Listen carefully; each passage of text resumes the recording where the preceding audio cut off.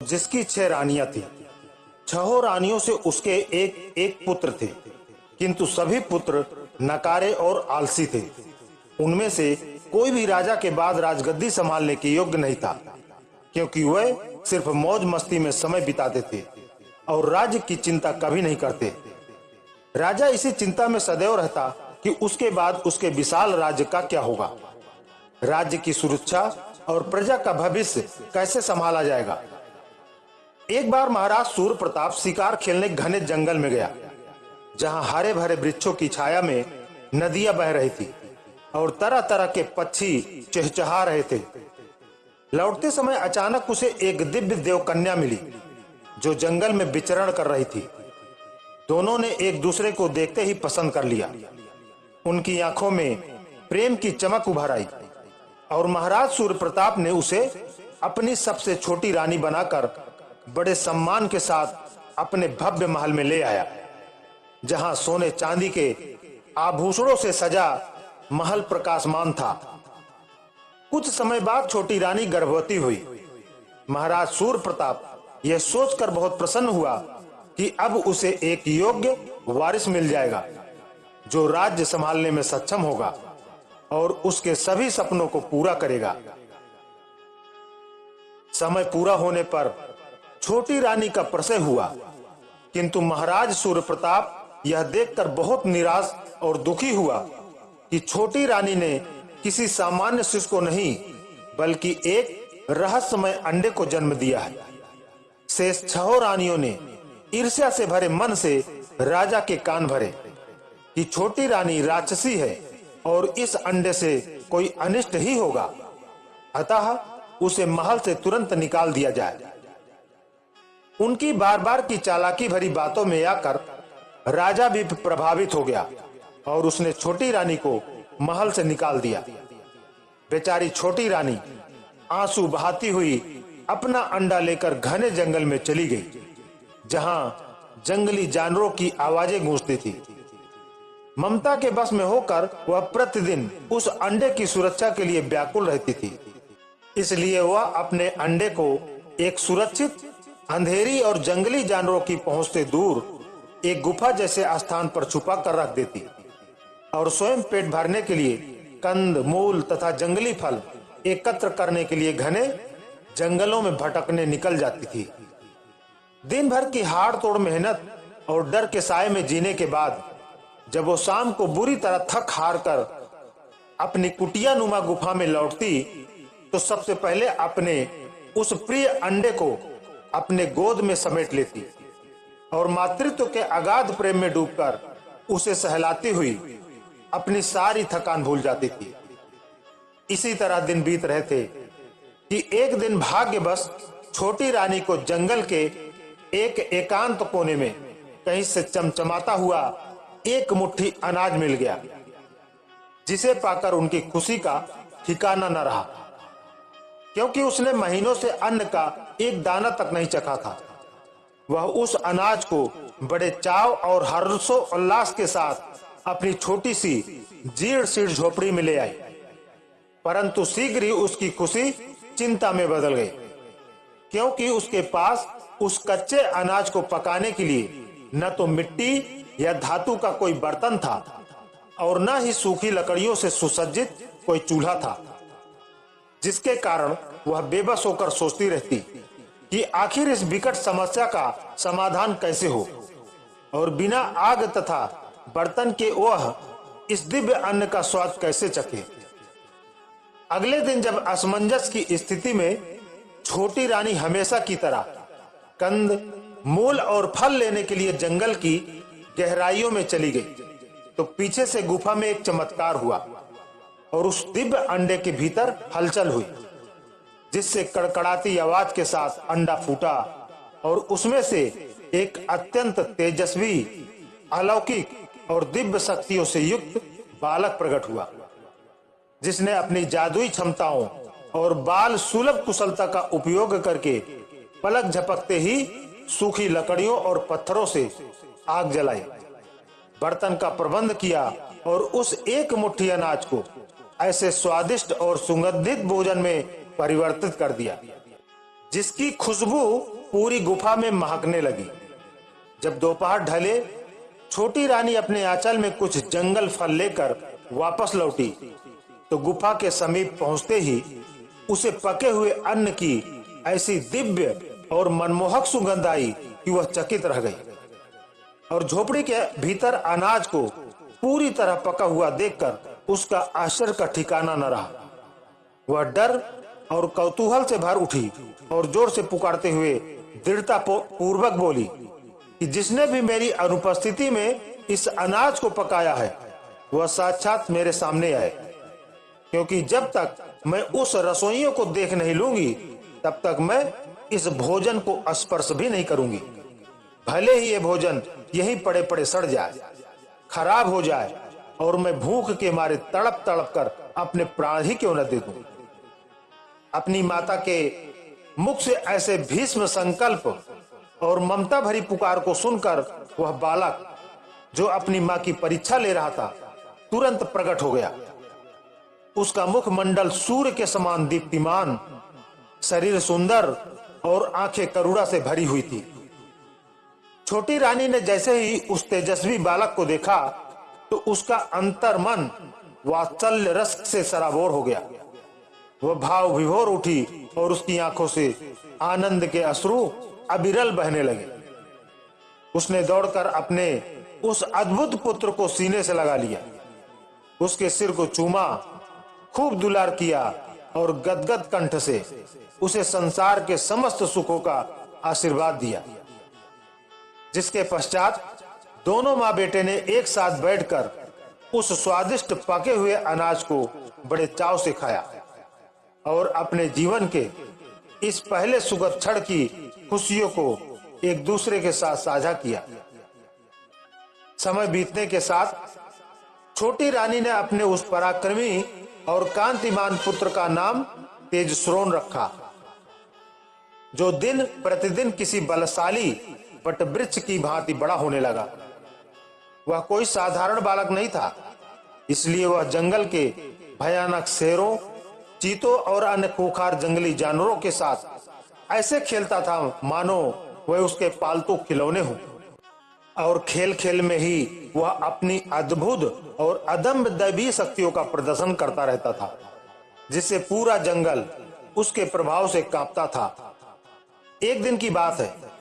महाराज चंद्रसेन की इकलौती रूपवती और अत्यंत स्वाभिमानी पुत्री राजकुमारी कमलिनी अपने तेज तर्रार घोड़े पर सवार होकर हवा से बातें करती हुई जंगल के उसी हिस्से की ओर निकल आई जहां तेजश्रोण एक विशालकाय शेर के अयाल को पकड़कर निर्भयता और सहजता से खेल रहा था। राजकुमारी ने जब इस हैरत अंगेज दृश्य को देखा तो वह स्तब्ध रह गई और तेजश्रोण की अद्वितीय बहादुरी, असीम साहस और अलौकिक शारीरिक सुंदरता को देखकर वह पहली ही नजर में उस पर पूरी तरह मुग्ध हो गई और अपना दिल हार बैठी। दूसरी ओर जब तेजश्रोण की दृष्टि अचानक उस अश्वारोही राजकुमारी पर पड़ी तो वह भी कमलिनी के अपूर्व सौंदर्य, शालीनता और राक्षसी वैभव से आकर्षित हुए बिना नहीं रह सका और देखते ही देखते उन दोनों के युवा मनों में एक दूसरे के प्रति पवित्र एवं प्रगाढ़ प्रेम की अविरल भावना जागृत हो उठी। कमलिनी ने तुरंत अपने राजमहल लौटकर अपने पिता महाराज चंद्रसेन को उस वन बालक तेजश्रोण के चमत्कारों, उसकी अदम्य वीरता और उसके अलौकिक व्यक्तित्व के बारे में विस्तार से उत्साह पूर्वक सब कुछ बता दिया। अपनी इकलौती पुत्री के मुख से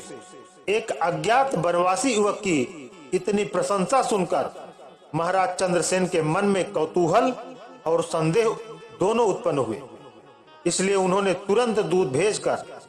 तेजश्रोण को राजदरबार में ससम्मान बुलवाया और उसकी योग्यता को परखने के लिए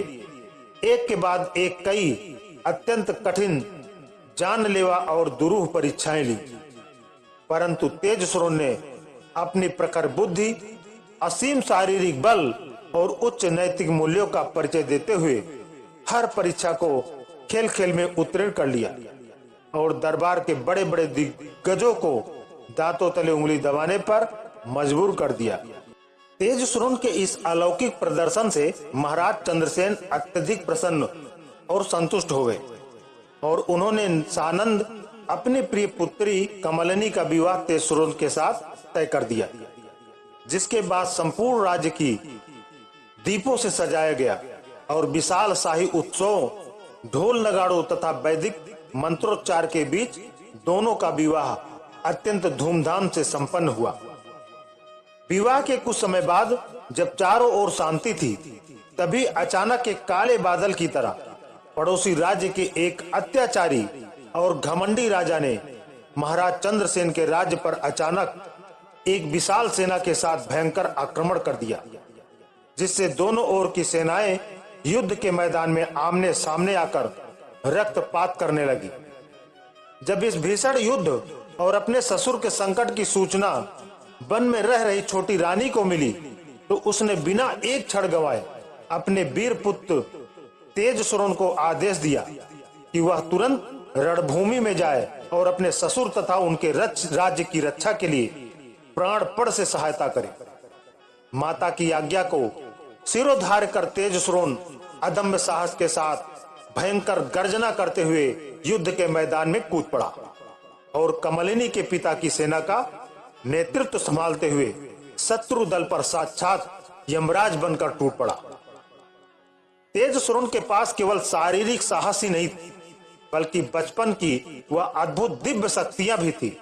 जिनका प्रयोग करके उसने रण क्षेत्र में कदम रखते ही, चुटकी बजाते ही शत्रु सेना के रथों, घोड़ों और सैनिकों को धूल चटा दी। शक्तियां भी थी, जिनका प्रयोग करके उसने रण क्षेत्र में कदम रखते ही, चुटकी बजाते ही शत्रु सेना के रथों, घोड़ों और सैनिकों को धूल चटा दी। पूरी शत्रु वाहिनी को तितर बितर कर पराजित कर दिया और अंत में उस अहंकारी शत्रु राजा को जीवित बंदी बनाकर बेड़ियों में जकड़ दिया, जिससे पूरा युद्ध क्षेत्र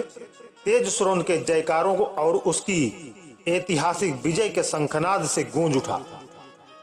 कमलिनी के पिता महाराज चंद्रसेन इस अप्रत्याशित और चमत्कारिक विजय से गदगद हो गए और उन्होंने कृतज्ञता प्रकट करते हुए उस विजित शत्रु राजा के संपूर्ण समृद्ध राज्य को उपहार स्वरूप तेजश्रोण की माता अर्थात उस छोटी रानी को सौंप दिया। जब छोटी रानी अत्यंत आदर सत्कार के साथ उस नए जीते हुए राज्य की राजधानी में राजशाही ठाट बाट से पहुंची, तो उसने उस पराजित और बंदी बनाए गए शत्रु राजा को स्वयं अपनी आंखों से देखने की तीव्र इच्छा प्रकट की। रानी की आज्ञा पाकर सैनिकों ने तुरंत बंदीगृह की काल कोठरी से भारी जंजीरों में जकड़े हुए शत्रु राजा को लाकर भरी सभा में छोटी रानी के ऊंचे सिंहासन के सामने खड़ा कर दिया। जैसे ही छोटी रानी और शत्रु राजा की नजरें एक दूसरे से मिली, दोनों के पैरों तले से जमीन खिसक गई और वे घोर आश्चर्य से एक दूसरे को फटी आंखों से देखने लगे, क्योंकि वह बंदी राजा कोई और नहीं बल्कि स्वयं तेजश्रोण का सगा पिता और छोटी रानी का वह निष्ठुर पति महाराज सूर्य प्रताप था, जिसने वर्षों पहले महलों के षड्यंत्रों में आकर अपनी इस बेकसूर छोटी रानी का निर्दयता पूर्वक परित्याग कर उसे जंगलों में मरने के लिए छोड़ दिया था। जब युवा तेजश्रोण को इस कड़वे और विस्मयकारी सत्य का पता चला कि उसके सामने बेड़ियों में जकड़ा व्यक्ति ही उसका जन्मदाता पिता है, तो क्रोध की एक लहर दौड़ गई,